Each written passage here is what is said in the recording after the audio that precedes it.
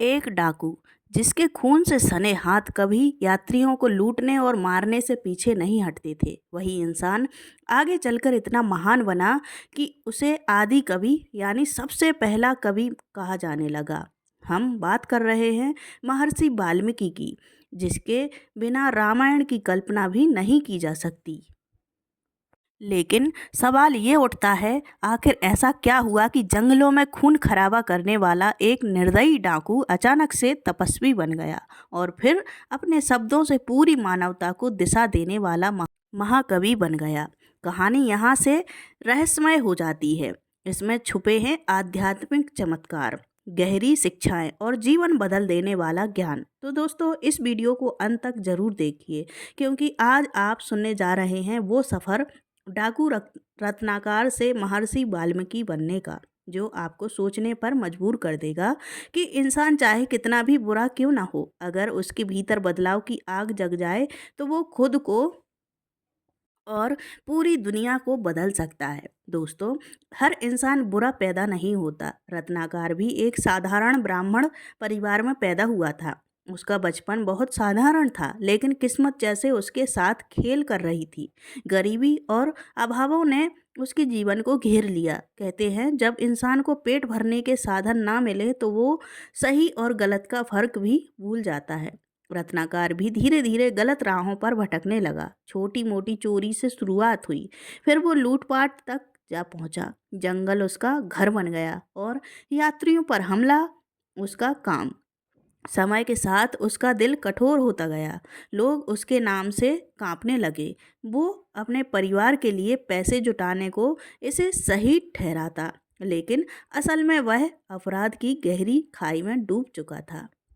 कहते हैं ना, बचपन की मासूमियत अगर सही दिशा ना पाए तो वही मासूमियत राक्षसी रूप ले लेती है। यही हुआ रत्नाकर के साथ। वो भूल गया कि सच्ची कमाई मेहनत से होती है, ना कि पाप से। जंगलों की पगडंडियों पर अगर किसी का नाम सुनकर लोग डर से कांप उठते थे, तो वो था रत्नाकर डाकू। उसका चेहरा देखते ही यात्रियों की रगों में खून जम जाता था। हाथ में तेज धार वाली तलवार, आंखों में क्रूरता और दिल में किसी के लिए भी दया ना थी। रत्नाकर का काम सिर्फ एक था, लूटपाट। लेकिन लूट के बाद अगर कोई उसका विरोध करता तो वो जान लेने से भी पीछे नहीं हटता था। धीरे धीरे उसका नाम जंगल का खूनी डाकू पड़ गया। लोग उसी रास्ते से बचते जहां उसे देखने की संभावना हो। रत्नाकर यह सब अपने परिवार के लिए करता। उसे लगता था कि वो कुछ भी वो कर रहा है वह पत्नी और बच्चों के लिए है, पर सच्चाई ये थी कि उसके कर्म उसका जीवन अंधकार में धकेल रहे थे। अपराध की राह में जितना आगे बढ़ो, लौटना उतना ही कठिन हो जाता है। उस समय रत्नाकर को ये अंदाजा भी नहीं था कि जल्द ही उसके जीवन में एक ऐसी घटना घटने वाली है जो उसे हमेशा के लिए बदल देगी।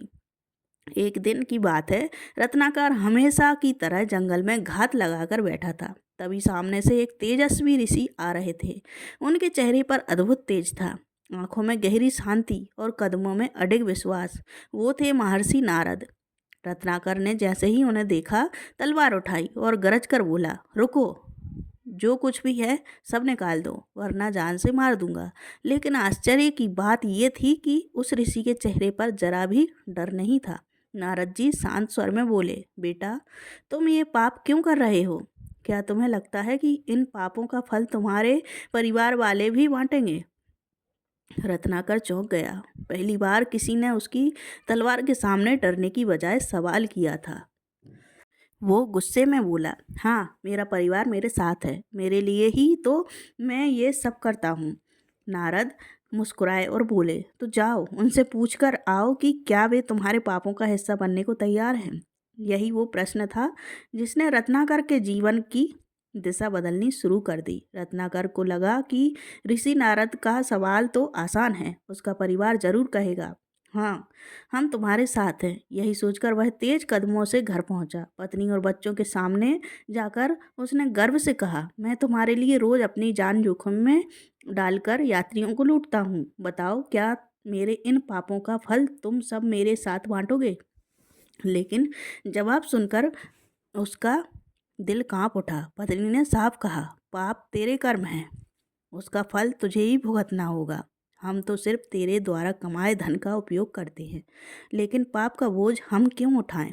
बच्चों ने भी यही कहा। पिताजी, आपने हमें कभी ये रास्ता चुनने को नहीं कहा, तो फिर हम आपके अपराधों के भागी क्यों बने? रत्नाकर का पूरा संसार जैसे बिखर गया। जिसे वह अब तक अपने लिए सही समझ रहा था, वो दरअसल एक गहरी भूल थी। यही था वो क्षण जब उसकी अंतरात्मा ने पहली बार उसे उसकी असलियत दिखाई। परिवार का उत्तर सुनकर रत्नाकर भीतर से हिल गया। जिसे वो अपने जीवन का आधार मानता था, वही परिवार उसके पापों से किनारा कर चुका था। भारी कदमों से वो वापस जंगल पहुंचा और नारद मुनि के सामने आकर सिर झुका दिया। कपकपाती आवाज में उसने कहा, ऋषिवर, अब समझ आया कि मैं कितनी बड़ी भूल कर रहा था। मैंने सोचा था कि परिवार मेरा साथ देगा, पर उन्होंने मेरे पापों से खुद को अलग कर लिया। अब बताइए मैं क्या करूं? नारद जी ने शांत स्वर में कहा। रत्नाकर, जब परिवार भी तेरे पापों का बोझ नहीं बांटना चाहता, तो सोच, ये पाप तुझे कहाँ ले जाएंगे? अभी भी समय है, अपने जीवन को बदल ले, भगवान का नाम जप और अपने भीतर की मैल धो डाल। रत्नाकर ने विनम्र होकर पूछा, लेकिन ऋषिवर, मैं इतना पापी हूँ, क्या भगवान मुझे स्वीकार करेंगे? नारद मुस्कुराए। सच्चे हृदय से किया गया पश्चाताप सबसे बड़ा तीर्थ है। भगवान का द्वार हर किसी के लिए खुला है। ये शब्द रत्नाकर की आत्मा में गूंज उठे और उसका जीवन नई दिशा में मुड़ने लगा। नारद जी ने रत्नाकर को समझाया, अगर तू वास्तव में बदलना चाहता है तो भगवान श्री राम का नाम जप, यही तेरे पापों को धो देंगे। रत्नाकर ने सिर झुकाकर हामी भर दी, लेकिन जैसे ही उसने राम नाम लेने की कोशिश की, उसकी जबान लड़खड़ा गई। पापों का बोझ इतना गहरा था कि राम भगवान का नाम उसके मुंह से निकल ही नहीं रहा था। नारद जी ने मुस्कुराकर कहा, कोई बात नहीं, अगर राम नहीं कह पा रहा तो उल्टा जपना शुरू कर दे।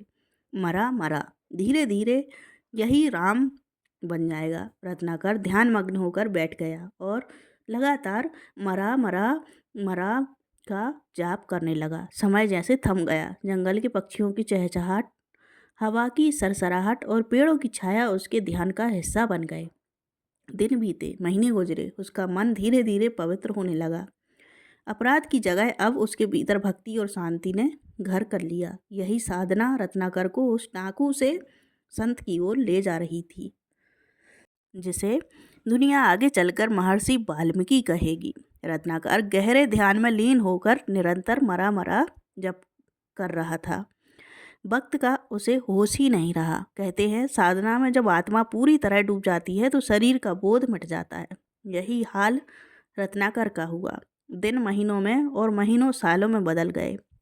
उसके चारों ओर दीमकें लग गईं और धीरे धीरे उसके पूरे शरीर को ढक लिया। देखते ही देखते वो दीमकों के घर यानी वाल्मीकि के भीतर बैठा साधना में लीन रहा। लोगों ने जब उसे देखा तो चकित रह गए। एक भयानक डाकू अब समाधि में बैठा था और उसकी देह पर दीमकों का घर बन चुका था, लेकिन भीतर से वो अब भी स्थिर था, निर्भीक और शांत। नारद जी वापस आए और पुकारा, रत्नाकर। तभी उसकी समाधि टूटी। उसके चेहरे पर एक दिव्य आभा थी। नारद ने कहा, अब तू सिर्फ रत्नाकर नहीं बल्कि वाल्मीकि है। दीमक यानी वाल्मीकि के भीतर तपस्या करने वाला महर्षि वाल्मीकि। यहीं से उसकी नई पहचान शुरू हुई, डाकू से संत बनने की। रत्नाकर अब पूरी तरह बदल चुका था। उसका नाम और पहचान बदल गई। अब वह महर्षि वाल्मीकि कहलाने लगा। जंगल में बैठकर निरंतर ध्यान, जप और तपस्या करते हुए उसने अपने भीतर का अज्ञान और क्रूरता पूरी तरह नष्ट कर दी। वाल्मीकि की साधना इतनी गहन थी कि उसके आसपास का वातावरण भी बदल गया। पक्षियों की चहचहाहट, नदियों की बहती धारा, पेड़ों की हल्की सरसराहट, सब कुछ उसकी भक्ति का हिस्सा बन गया। लोग जो जंगल में आते उसे देखकर श्रद्धा से खड़े हो जाते। नारद मुनि ने भी उसकी तपस्या की परीक्षा ली। उन्होंने देखा कि अब रत्नाकर के भीतर किसी तरह का क्रोध, लालच या हिंसा नहीं रही। उसका मन केवल भक्ति और ज्ञान में लीन था। यही वो समय था जब भगवान की कृपा उसके ऊपर स्थिर हो गई और उसे सच्चे महर्षि का रूप मिल गया। वाल्मीकि अब सिर्फ अपने लिए नहीं बल्कि समाज और आने वाली पीढ़ियों के लिए ज्ञान और मार्गदर्शन देने वाले बने। उनका जीवन प्रमाण बन गया कि कोई भी इंसान चाहे कितना भी पापी क्यों ना हो, सच्ची भक्ति और तपस्या से बदल सकता है। महर्षि की तपस्या और भक्ति का परिणाम यह हुआ कि भगवान राम ने उन्हें दर्शन दिया।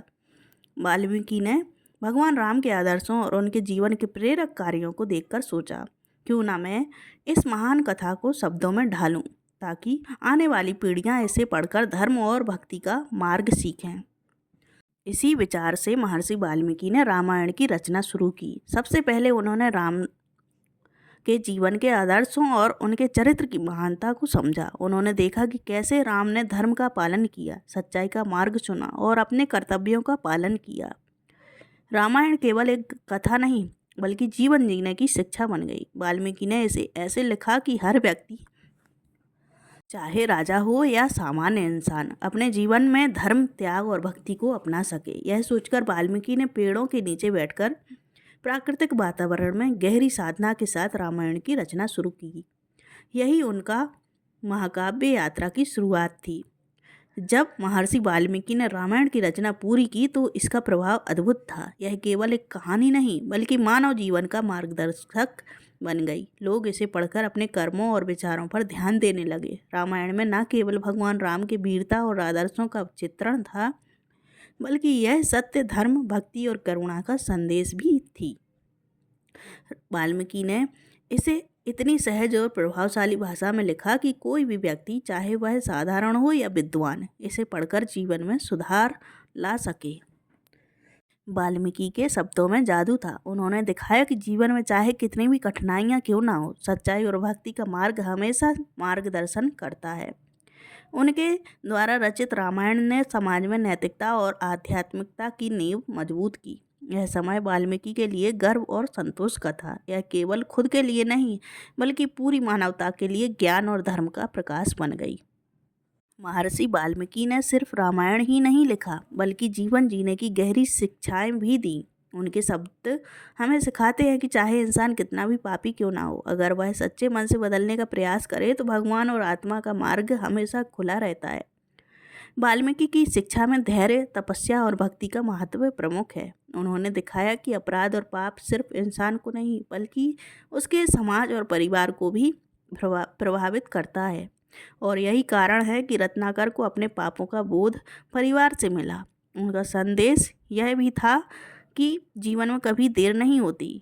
यदि इंसान ने अपने भीतर बदलाव की इच्छा जताई तो मार्ग हमेशा मिलता है। इसी कारण वाल्मीकि ने जंगल में तपस्या करके अपने भीतर की क्रूरता को भक्ति और ज्ञान में बदलकर पूरे संसार के लिए प्रेरणा का स्रोत बन गए। वाल्मीकि की यह यात्रा हमें याद दिलाती है कि सच्ची भक्ति और आत्मनिरीक्षण किसी भी इंसान के जीवन को बदल सकते हैं। दोस्तों, रत्नाकर यानी महर्षि वाल्मीकि की कहानी हमें यह सिखाती है कि जीवन में परिवर्तन हमेशा संभव है। एक क्रूर डाकू जिसने अपने जीवन में अंधकार फैला रखा था, वही इंसान तपस्या और भक्ति के मार्ग पर चलकर आदि कवि बन गया। वाल्मीकि की यात्रा में छुपा सबसे बड़ा रहस्य यही है, अंदर की सच्चाई और ईश्वर की कृपा। जब इंसान अपने भीतर झांकता है और पापों से मुक्ति पाने का प्रयास करता है तो पूरा ब्रह्मांड उसके परिवर्तन का समर्थन करता है।